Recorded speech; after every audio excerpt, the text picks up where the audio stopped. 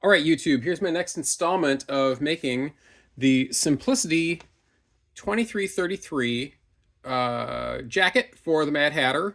Not Captain Hook, but the Mad Hatter that's over here. I've got some other videos that show the earlier progress. Right now, I'm doing this step in the instructions. This is a tough one, and I knew this would be kind of tough, and I'm kind of figuring it out right now, and hopefully I've got what I need to do to get this together. So to date, what I've done is I have completed the outer jacket as well as stitched together the inner lining. And the inner lining is put together, and what I'm about to do is start to stitch around the front of the bodice, up to the collar, around the collar, and then down to the other side. This is going to leave open a very large seam at the bottom where there's going to be this sort of skirt piece that's going to go onto it later. I'm not to that. I'll have to put in some buttons and so on first, but this is a part I've done with some past costumes, and I wanted to leave a couple notes about what I am doing. And I got a tripod this time so that hopefully I can show this a little bit better. So what I've got here is the jacket, and what the instructions call for is, actually I'll read the instructions as I'm sort of showing, well, somewhat showing this. The instructions say to do the following on this step. With the right sides together, so that means the part of the lining that's going to be next to the body and the exterior of the jacket, those are going to be together. So the whole jacket is inside out at this point. With the right sides together, pin the front facing and lining to the coat bodice, matching the center backs, the seams, and the small and large dots. Baste, easing the front facing to fit. Stitch the front and neck edges between the lower large dots, trim the seams and corners, clip the curves and to stitching, clip curves and to stitching at lower large dots. All right, so this is a hard part of all these costumes. What I have here is the jacket inverted. You can kind of tell what's going on here. So the jacket, the exterior of the jacket is here. I've got my shoulder pads. And inside this seam, I've already pinned these together. I've pinned together the lining, which I made out of this purple satin material, and the jacket, which is made out of this suede. The jacket I had previously basted on the collar, so I'm not sure if you can see the stitching here. The basting stitching is the longest stitch that I could do with my sewing machine. That's this lower stitch here. The regular stitch, which is pinning together the two pieces of suede of the jacket, is up above. That's a 2.5 millimeter stitch. This is a 5 millimeter stitch for the basting. So the basting was really just to hold the collar, which you can't see, it's tucked inside here. It's holding the collar together with the rest of it, basically until I'm going to do the stage that I'm at now, which is going to put the lining and the jacket together and finalize the collar in place. So the sleeves are inverted, and I have the lining. Here's my sleeve. I'm going to back up a little bit here. Here's my sleeve coming through the inside. So it's inside out, and the sleeve is also inverted in the jacket there. The sleeve opening is sort of here. That should be connected with the inside of the jacket there, which it is. So yeah, this is both inside out and inverted. Or maybe it's right side out but not inverted. Kind of hard to tell with all the inside out, right side outs. But what I did on this was the lining and the jacket both have these darts on the center seam, along the center seam, that work as an alignment point. And then the lining wraps around on this to these sort of big pointy collars. So there's a couple things that are tricky about this that I want to call out specifically, and I'm going to take a little bit of a pause as I'm putting this all together to make sure I'm doing this right. So one is, it wasn't too hard to get these basically aligned and then have the lining and the jacket wrap around each other and line up. But what happened on both sides, and this happens with these, is this. You can tell this here.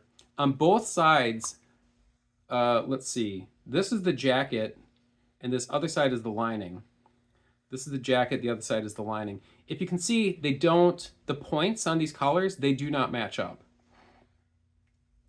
I've got the lining extending well beyond the point in the collar on the jacket, and that's happening on both sides. What the instructions say to do is to baste this, I think, and to then ease and take it up. So that means basically put a long stitch in, and then once the long stitch is in, I'll be able to sort of pull that and pull the two pieces together at the right alignment so that they actually line up. That's going to be tricky. I'm not sure that'll take a little bit of work. But the thing that it's trying to call out is these materials probably don't, and in my case, they definitely don't quite line up. Now this is a problem because when you look at the bottom of the material, look at the bottom of the jacket, there's sort of a bevel here on both the exterior of the jacket, on both the lining as well as the exterior of the jacket. There's a little curve here. I really want those to match up. I want those to be together, but the way that they're stitching together, and I did the same thing. I measured this from the back. I put the seams of the back together, and then I sort of used my fingers to match the fabric and see how did it feel, you know, was one side longer than the other, and I got the same thing at the back, on the bottom that I got from the top, where the outside of the jacket is not matched up with where the inside of the jacket should be. So I am going to want these to match up. I am going to want a line where these materials actually do stay together. So at the top, this one is too far this way to match up with the underlying material. At the bottom, it's too far this way to line up with the underlying material.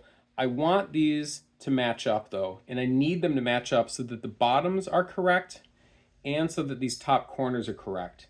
So that's going to take a little bit of work and finagling the fabric back and forth so that they stitch together properly. And that's a hard thing to do with these because what I've got right now, one other thing that might kind of make sense or be intuitive, but if you've never done one of these, it's probably not, is the material is draped. This is inverted right now. When you put the jacket on, this whole thing's going to turn it's going to turn inside out. I think it's going to turn inside out. Like I actually, again, I'm a little bit confused by the orientation of this, but what I don't want is I don't want this kind of too puckered up or too bunched up on the inside or the outside. And when this is inverted, they're going to line up a little bit differently. So I pin these together, but they're not pinned together quite the way that they really need to be. And one of the things that I can tell that I need to make a correction in here is this little corner and this little corner, they don't match up. So I had just simply pinned those together, but I need those corners to be lined up and I need more play in the fabric. So I'm going to get those two corner bevels to actually line up a little bit more like that looks about right. And now there's a big bunch up here going through the shoulder. I'm going to have to work on working that out. But if I actually get those two, and if I looked on the material, I made a mark here previously. There's some, it's a water-soluble pen, a tailor's pen or a pencil or chalk you're recommended to use. I've got a circle here. That will line up on the inside with the circle I have on this same interfacing. If I drive this pin through this X that I have through to the other side without stabbing myself, if I'm lucky, because, oh, I didn't even get it through, I bent the pin. What I'm trying to drive through here is I'm trying to drive through the outer material of the jacket, the collar, which again is inside there. It's at least 2 layers of the suede through to the other side. Okay, good, I got it. So that's about through the X that I marked, which was a large circle on the pattern. And I just drove it straight through, and it came just about right through the circle over here. And if I pin those together at that point and use that as my guideline for where to sew these, just get these together. I'm not going to put all the rest of the pins in right now. I will before I sew, because I don't want it to slide around. In a previous video I mentioned too, the way I pin these, I often sew over my pins.